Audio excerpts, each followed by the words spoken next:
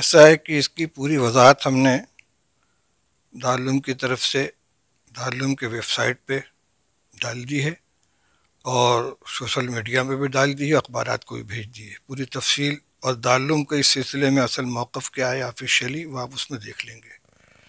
جو بیان وائرل ہو رہا ہے اس کی حقیقت یہ ہے کہ کل ضلع افسران نے پی ڈبلیو ڈی کے گیسٹ ہاؤس میں شہر کے ذمہ دار لوگوں کی ایک میٹنگ طلب کی تھی۔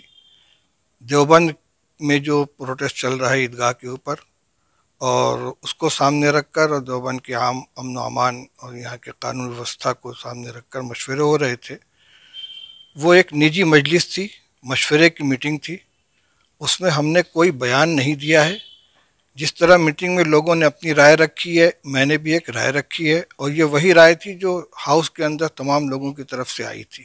میں نے پروٹیسٹ بند کرنے کی نہ کوئی اپیل کی ہے اور نہ اس کی درخواست کی ہے، البتہ جو رائے تھی وہ میں نے سامنے رکھ دی۔ اب اس کو بیان بنا کر اور ویڈیو کی شکل میں لا کر وائرل کر دینا یہ غلط حرکت ہے۔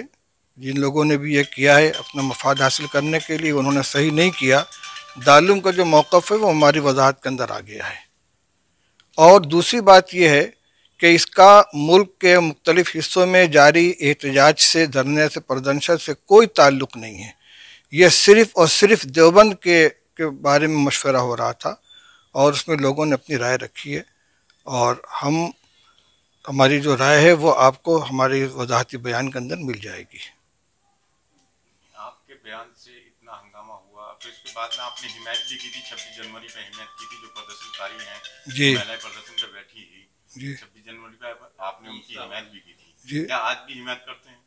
دیکھیے، ہم دارالعلوم دیوبند بحیثیت ادارہ اس سے الگ ہے، لیکن ہم جو حکومت کا رویہ ہے اور سی اے اور این آر سی کے سلسلے میں اب تک کی جو صورتحال ہے، ہم بھی اس سے مطمئن نہیں ہیں، اور پرامن طریقے پر جو لوگ اپنا آئینی حق استعمال کر رہے ہیں اس کے ساتھ ہیں، ہم اس کے خلاف نہیں ہیں۔ ٹھیک ہے، اساتذہ دیکھ رہے ہیں، اس کو سمجھ جائیں گے، وہ ان کو صورتحال سامنے آ جائے گی، بات مان جائیں گے۔